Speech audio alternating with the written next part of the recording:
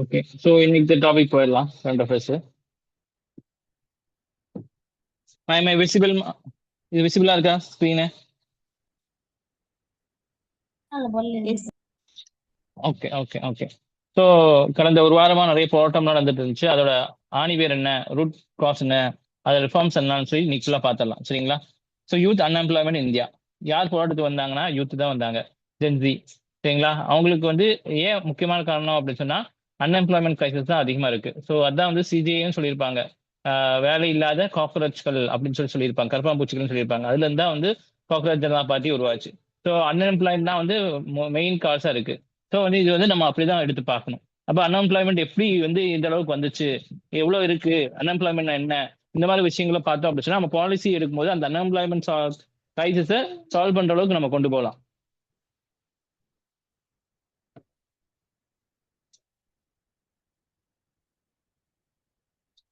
பாருங்க, இப்போ அன்எம்ப்ளாய்மெண்ட் என்னன்னு பாத்தீங்க அப்படின்னா வாட் ஆக்சுவலி கவுண்டர்ஸ் அன்எம்ப்ளாய்மெண்ட் அப்படி பார்த்தோம் அப்படின்னா இதுல வந்து ஏதாச்சும் ஒன்னும் மீட் ஆகலைன்னா நீங்க அன்எம்ப்ளாய்மெண்ட் இல்ல.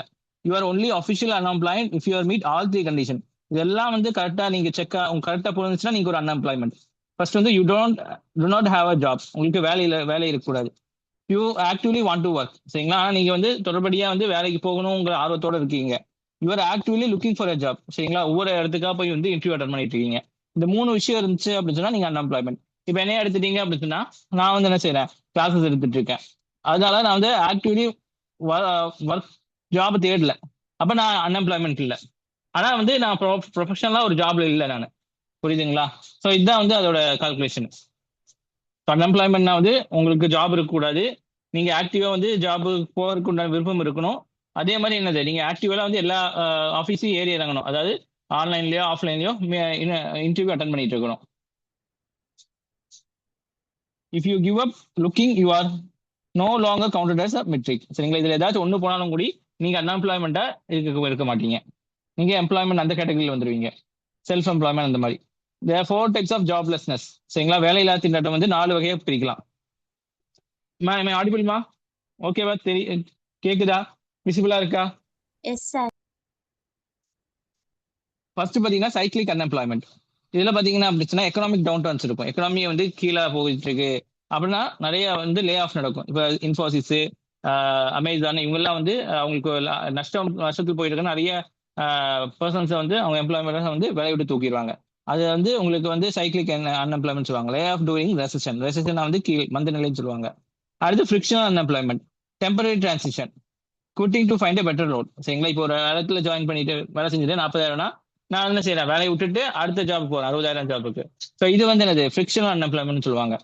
ஸ்ட்ரக்சரல் அன்எம்ப்ளாய்மெண்ட் பார்த்தீங்கன்னா ஸ்கில் மார்க்கெட் மிஸ் மேட்ச். நீங்க ஒன்று படிச்சிருப்பீங்க, ஆனா வெளியே வந்து பார்க்கும்போது வேற தேவைப்படும். இப்போ நீங்க கம்ப்யூட்டர் சயின்ஸ் படிச்சிருப்பீங்க, ஆனா வெளியே இருந்து பார்க்கும்போது ஐஏஐ தேவைப்படும். ஸோ அப்போ வந்து மிஸ் மேட்ச் ஆகுது. Typist replace by computers. Example பாத்தீங்கன்னா டைபிஸ்ட் முன்னாடிலாம் வந்து கணக்கு எழுதுறவங்க டைபிஸ்ட் அக்கௌண்ட் ஹோல்டர்லாம் இருப்பாங்க. அதுக்கப்புறம் கம்ப்யூட்டர் வந்தோம்னா அவங்க வேலையெல்லாம் வந்து அவங்க அந்த கம்ப்யூட்டர்ஸ் எடுத்துக்கிச்சு. அப்போ கம்ப்யூட்டர்ஸ் யாருனால ஆப்பரேட் பண்ண தெரிஞ்சோ அவங்க என்ன செஞ்சாங்க, அந்த வேலையை எடுத்துட்டாங்க. இது வந்து ஸ்ட்ரக்சரலா ஒரு சேஞ்ச் நடக்குதுல்ல. இப்போ டைப் ரைட்டிங் வந்து கம்ப்யூட்டர் மாறுது. ஸோ இது வந்து ஸ்ட்ரக்சரல் சேஞ்சுன்னு சொல்லுவாங்க. புரியுதுங்களா? பெரிய சேஞ்ச். அப்போ வந்து அதுக்கு பேர் ஸ்ட்ரக்சரல் அன்எம்ப்ளாய்மெண்ட் சொல்லுவாங்க. அடுத்து educated unemployment. Degree doesn't match available job. அவன் பிஹெச்டி முடிச்சிருப்பாங்க, எம்டெக் முடிச்சிருப்பாங்க, ஆனா கீழே என்ன கேட்ட ஃபிட்டர் ரோலு, இந்த ரோல் கேட்டிருப்பாங்க. அந்த அந்த அதுக்காக கிளரிக்கல் ஒர்க்காக போய் நின்றுப்பாங்க. பீகார்ல வந்து நிறைய மக்கள் வந்து பிஹெச்டி முடிச்சவங்க எல்லாம் வந்து கிளரிக்கல் ரோலுக்கும் குரூப் 4 எக்ஸாம், அதாவது 10th 12th முடிச்ச எக்ஸாம் எழுதுறவங்களுக்கும் வந்து எழுதிட்டு இருப்பாங்க. இது வந்து எஜுகேட்டட் அன்எம்ப்ளாய்மெண்ட் சொல்லுவாங்க. Graduate forced to work as a waiter. So இந்த மாதிரி 4 விஷயத்துல வந்து அன்எம்ப்ளாய்மெண்ட்டை வந்து நம்ம வகைப்படுத்தலாம். ஓகேவாமா? எனி டவுட்மா இதுல? No, sir. Okay okay.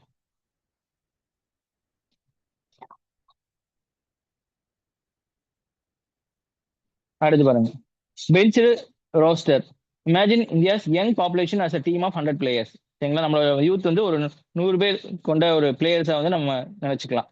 If 16 of them are sitting on the bench because the coach won't play them, the team cannot perform at its peak. சரிங்களா? இப்போ 16 பேர் வந்து அதுல 100ல வந்து 16 பேர் வெளியே உட்கார வச்சிருக்காங்க அப்படின்னு சொன்னா மிச்சம் இருக்கிற 84 பேர் தான் விளையாட முடியும். அப்போ வந்து என்ன செய்ய முடியும்? அந்த அந்த 100 பேர் விளையாடுற கேமை எவ்வளோ 84 பேர் தான் விளையாடுறாங்க அப்படி சொன்னா அந்த கேம் நல்லா இருக்குமா?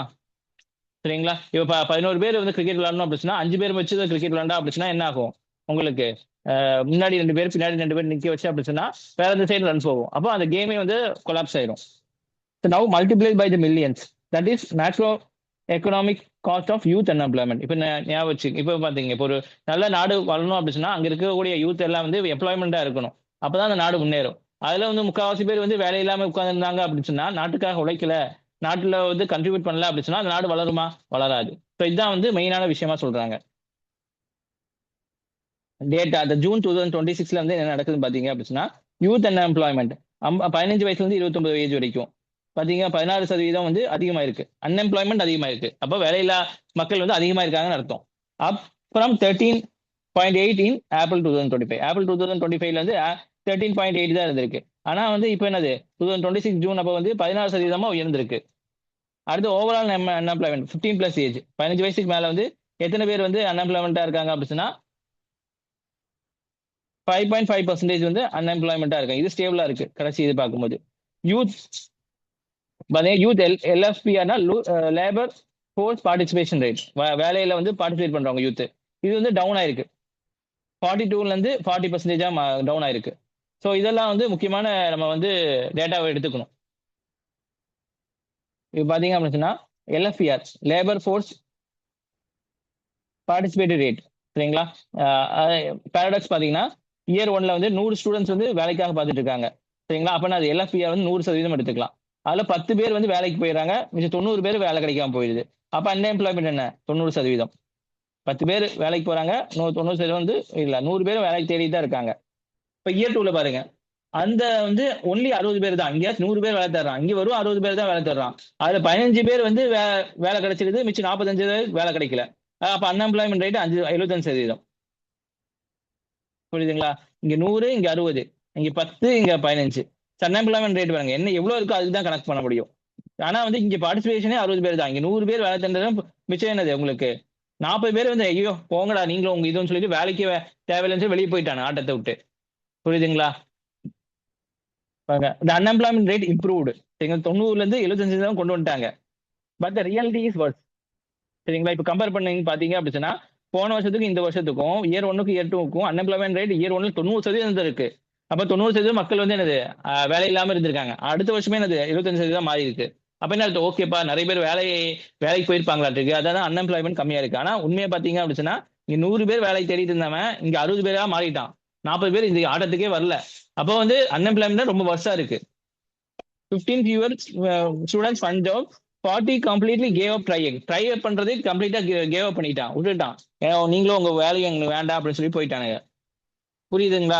ஸோ இந்த மாதிரி நிலைமையில தான் போயிட்டு இருக்கு. இப்போ அன்எம்ப்ளாய்மெண்ட் ரேட் வந்து உங்களுக்கு கம்மியாச்சுன்னா என்ன செய்யணும்? நம்ம வந்து ஆக்சுவல் டேட்டா வந்து நம்ம பார்க்கணும், எத்தனை பேர் வந்து ஆக்டிவா வேலைக்கு பார்த்துட்டு இருக்கா அப்படின்னு சொல்லிட்டு.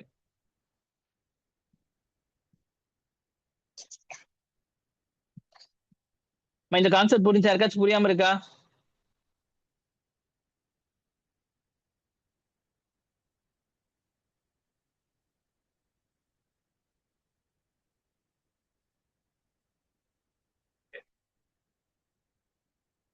இந்த கான்செப்ட் புரியாம இருக்கா யாருக்காச்சும்? ஓகேவா?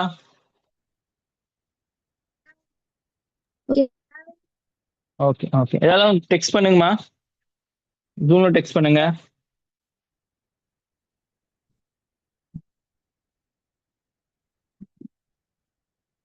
அடுத்து பாருங்க டிஸ்கரேஜ் ஒர்க்கர் எஃபெக்ட். ஃபாலிங் எல்எஃப்இஆர் சரிங்களா, லேபர் ஃபோர்ஸ் பார்ட்டிசிபேஷன் ரேட் வந்து ஃபால் ஆயிட்டு இருக்கு. அப்படின்னு என்ன அர்த்தம்? நிறைய மக்கள் வந்து வேலையை தேடுறதே விட்டுட்டானுங்கன்னு அர்த்தம். பிளஸ் ரைசிங் அன்எம்ப்ளாய்மெண்ட், அது இல்லாமல் அன்எம்ப்ளாய்மெண்ட்டும் இன்க்ரீஸ் ஆயிட்டு இருக்கு. இதுதான் வந்து ப்ரோக்கன் சிஸ்டம். ஒரு சிஸ்டம் வந்து உடஞ்சதுக்கு உண்டான அறிகுறி. பாருங்க falling labour force participation rate means young people are giving up on looking for work all together. வேலையே வேண்டடா அப்படின்னு சொல்லிட்டு என்ன செய்யறான்? போறான். Because they stop looking, they are no longer legally counted as unemployment. அப்ப விட்டுட்டு போனவங்கலாம் வந்து என்னது அன்எம்ப்ளாய்மெண்ட் நம்ம எடுத்துக்கொள்ள முடியாது. ஏன்னா டெஃபினேஷன் படி இந்த 3 கேட்டகரியா வந்து நம்ம ஒத்து போகணும். சரிங்களா? அந்த 3ல வந்து நீங்க வந்து தேடணும், வேலையை வந்து தேடணும் ஆக்டிவா. நீங்க நான் வேலைக்கு போறேன், ஒவ்வொரு இன்டர்வியூ ஒவ்வொரு ஆஃபீஸா ஏறி இறங்கணும். அப்பதான் வந்து நீ வந்து என்னது அன்எம்ப்ளாய்மெண்ட்டுக்குள்ள வருவ. ஆனா இதுல வந்து போல, நீங்களும் வேண்டாம் உங்க இது வேணாம்னு சொல்லிட்டு வெளியே போயிட்டான். அப்ப என்ன ஆகும், ஆக்டிவா லுக் பண்ண ஆரம்பிக்கலாம், வேற ஏதாச்சும் பண்ண ஆரம்பிச்சிட்டான். அப்ப என்ன ஆகும், இந்த இடத்துல இருந்து அவன் போயிட்டான். But they are still not working. இருந்தாலுமே வந்து அவங்க ஒர்க் பண்ணாம தான் இருக்கானுங்க, வேலையை தான் தேடுறது இல்ல. ஆனா சும்மா தான் வெட்டியா தான் உட்காந்துட்டு இருக்காங்க. புரியுதுங்களா? So இதுதான் ப்ரோக்கன் சிஸ்டம். இந்த விஷயம் தான் வந்து என்னது ப்ரொடெஸ்டா மாறுது பின்னாடி.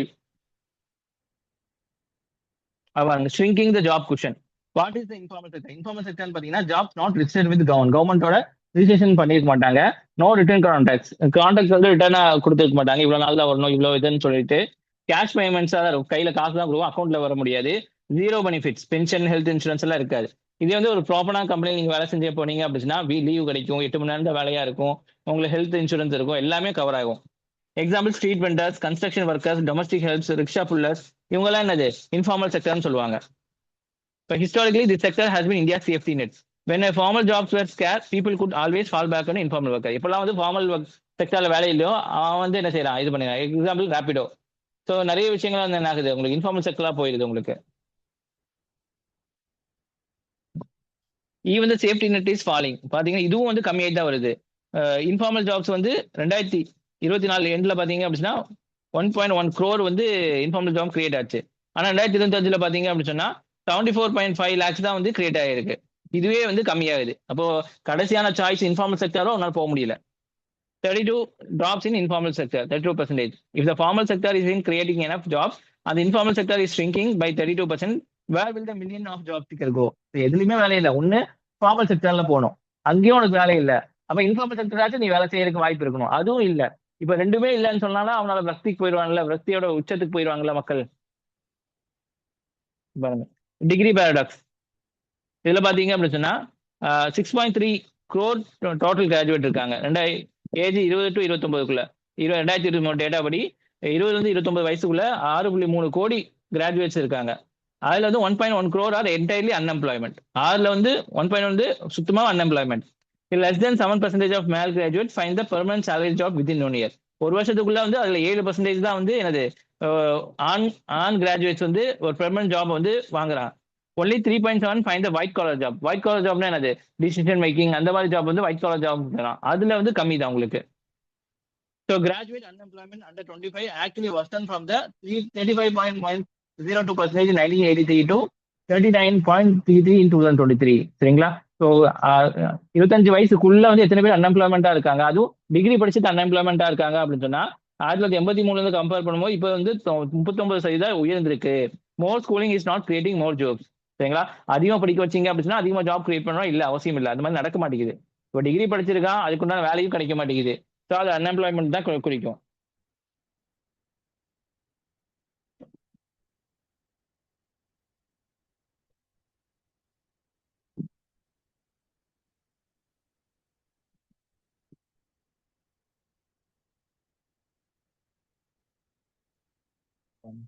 எக்ஸாம்பிள் பாருங்க, anatomy of mismatch of Ramesh story.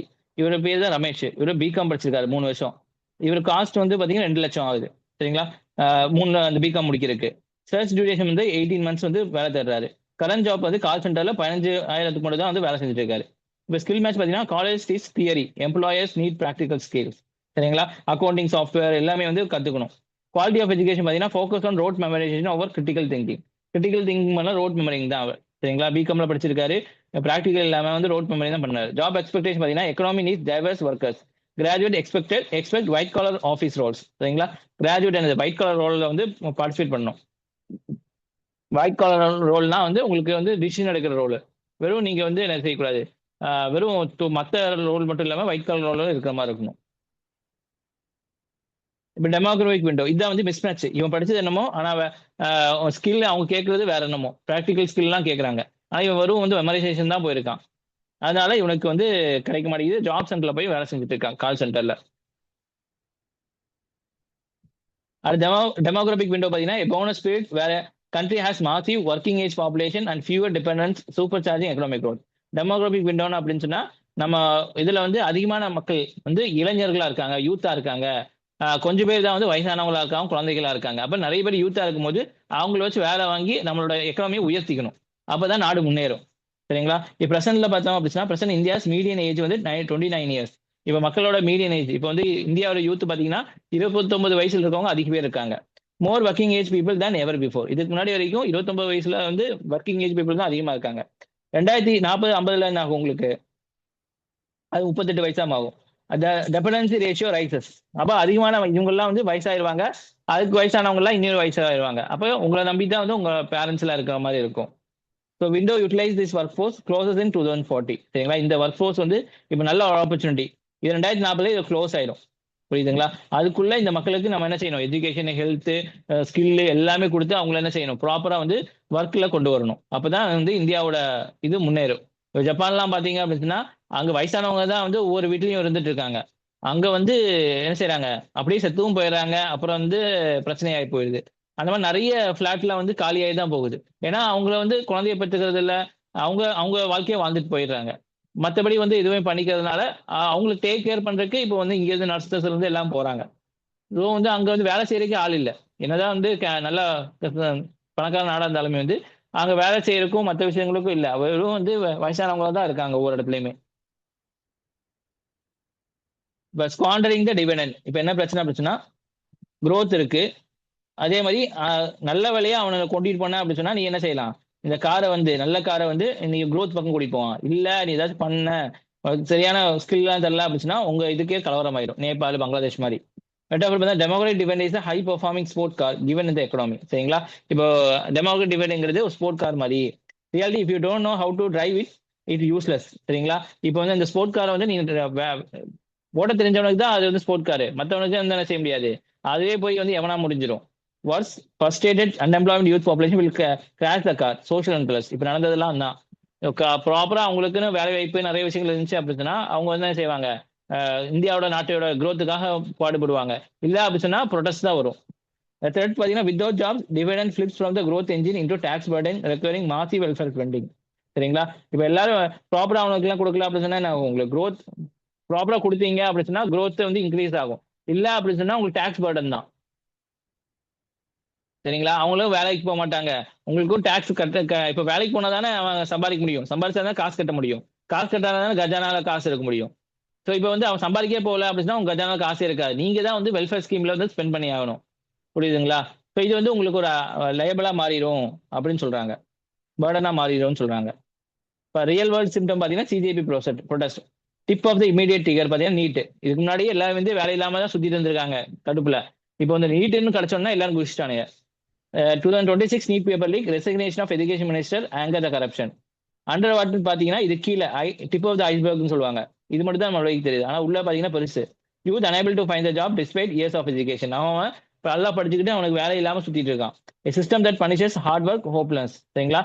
So கஷ்டப்பட்டு படிக்கிறான், அவனுக்கு வந்து ஒரு வாய்ப்பு இல்லாம இருக்கு. The protest are symptoms. The disease is youth unemployment. When a prestigious exam leak, the promise of meritocracy break. இப்போ வந்து நல்ல எக்ஸாம் வந்து நல்லா படிச்சா நல்லா முன்னேறுவான். அப்படிதான் வந்து ஃபார்முலா இருக்கும். இப்போ நல்லா படிச்சு என்ன செய்யும்? இந்த லீக்லாம் ஆகுறதுனால மக்களுக்கு என்னது? அப்ப அதுவும் இப்போ நல்லா படிக்கல வேலை கிடைக்கல அப்படிதான் என்ன சொல்றீங்க? நல்லா படிக்கிறேன் பாருங்க லீக்லாம் ஆகி அதுவும் ஒரு இதா போயிருது அப்படிங்கிற மாதிரி அவங்க சொல்றாங்க அந்த சைட்ல இருந்து. பாருங்க இப்போ என்னது உங்களுக்கு மொத்தமா பார்த்தோம்னா யூத் எம்ப்ளாய்மெண்ட் ரேட் வந்து ரைஸ் ஆகுது. எல்பிஆர் வந்து ஃபால் ஆகுது. சரிங்களா? அப்பனா என்ன அர்த்தம்? அவன் வேலைக்கு போறதே வேலை பார்க்கறதே நிறுத்திட்டாங்க. போத் ஃபார்மல் செக்டர் இன்ஃபார்மல் செக்டரும் கம்மியாகுது. உங்களுக்கு ஃபெயிலிங் ஆகுது. எஜுகேஷன் வந்து இப்போ வந்து படிச்சா எல்லாத்துக்கும் வேலை அப்படிங்கிற மாதிரி ஒரு ஷீல்டு மாதிரி இல்லை. 7% ஆஃப் கிராஜுவேட் தான் வந்து வேலைக்கே போறானுங்க. அதே மாதிரி டெமோக்ராட்டிக் டைமிங் வந்து உங்களுக்கு டிக்கிங் ஆயிட்டு இருக்கு. சரிங்களா? மூட போகுது. இப்போதைக்கு எல்லாமே இருக்கு. 2040 அதுவும் மூடிடும். அதுக்குள்ள நம்ம என்ன செய்யணும்? ஜாப் கிரியேட் பண்ணணும், நிறைய விஷயங்கள் பண்ணணும். இல்ல அப்படின்னு நம்ம ப்ரொடெஸ்ட்ல தான் போய் முடியும் எல்லாமே. புரிஞ்சா இது?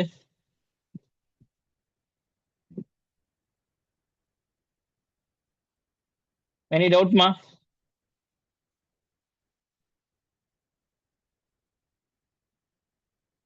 Nothing, sir.